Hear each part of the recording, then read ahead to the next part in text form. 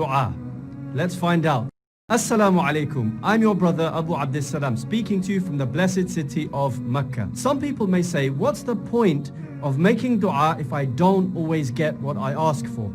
Allah says in the Quran, وَقَالَ رَبُّكُمُ ادْعُونِي أَسْتَجِبْ لَكُمْ. And your Lord said, make dua to me and I will respond to you. So Allah always answers our du'as, but not always in the way we think.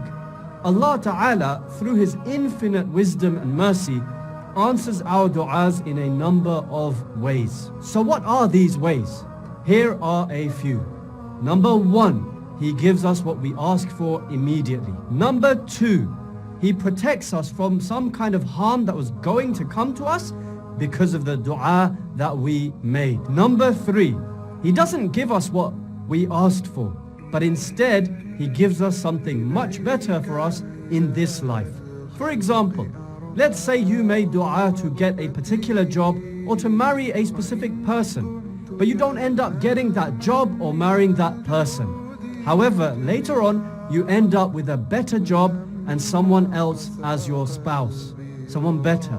Perhaps Allah knew that the original job you wanted or that original person that you wanted to marry wasn't good for you. So instead, Allah gave you something better because of the original dua that you made. So you should still always make dua. It's like as if you made a specific dua for £500 or dollars from one particular source. But instead, Allah subhanahu wa ta'ala gives you £10,000 or dollars from a different source. You're not going to complain that you didn't get that £500 or dollars, are you? Number four, He doesn't give you what you're asking for in this life, but Allah saves that dua for you until the day of judgment.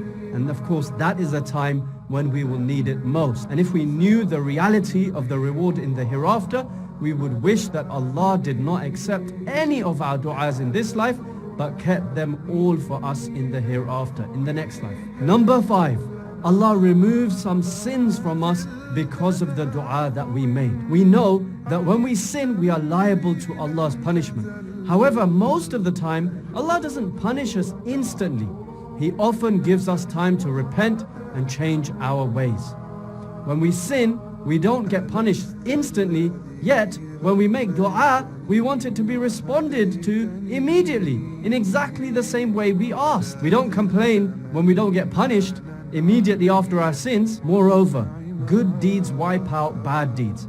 The more good deeds you do, the more sins are wiped out. And dua, as the Prophet ﷺ said, is ibadah, is worship. So when you make dua, some of your sins are being wiped out, inshaAllah.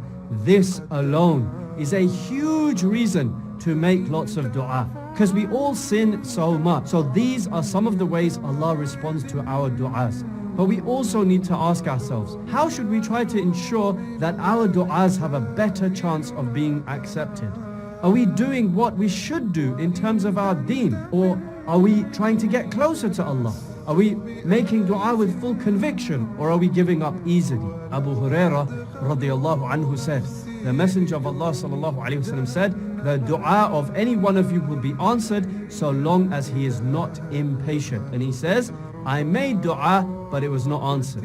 So here, the Prophet ﷺ is telling us in this hadith narrated by Bukhari and Muslim, when a person says that, oh, I made dua and it didn't get answered and he's impatient, that itself is a reason why his dua is not answered. Maybe if he continued to make that dua and was patient, then that dua would have been answered. So we should make dua many times for each thing that we want to ask for. So if you want to ask for Jannah, or you want to ask for a place in paradise next to the Prophet ﷺ, or you want to ask for something in this world, do it over and over and over and over again. Now we should also have a positive mindset when making dua to Allah. As Allah says in a hadith Qudsi, I am as my slave thinks of me. So if you think good of Allah, Allah will of course be good to you. So whoever thinks well of his Lord, Allah will bestow His bounty upon him and give him in abundance, inshaAllah. Unlike anyone else, Allah never gets tired or fed up when we're asking Him for something.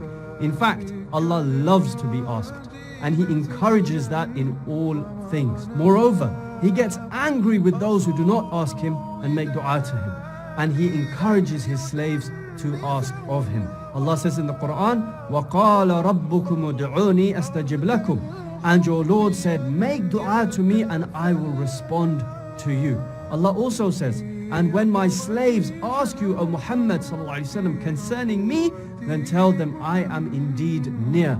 I respond to the du'as of the supplicant when he calls on me. So let them obey me and believe in me so that they may be led aright. Take Ibrahim alayhi salam for example. He kept making dua to Allah for a son. He never gave up, but instead constantly asked Allah, and Allah subhanahu wa ta'ala responded to his dua when he was at the age of 90 years old.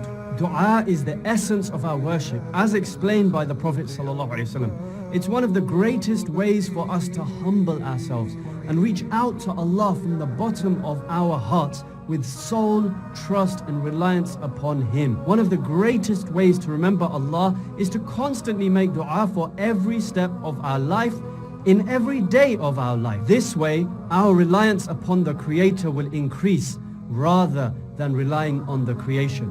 It will help us to be more God conscious, and we can build a strong relationship with Allah, making Him our best friend and relying solely on Him. Let's all make a resolution that from now on we will constantly make dua in every step of our life. Make dua for all things, big or small, even something as simple as finding a car parking space or being on time for the bus or something like that. Let's all make it part of our daily habit to make dua regularly. I'm your brother Abu Abdissalam. Assalamu alaikum wa rahmatullahi wa barakatuh.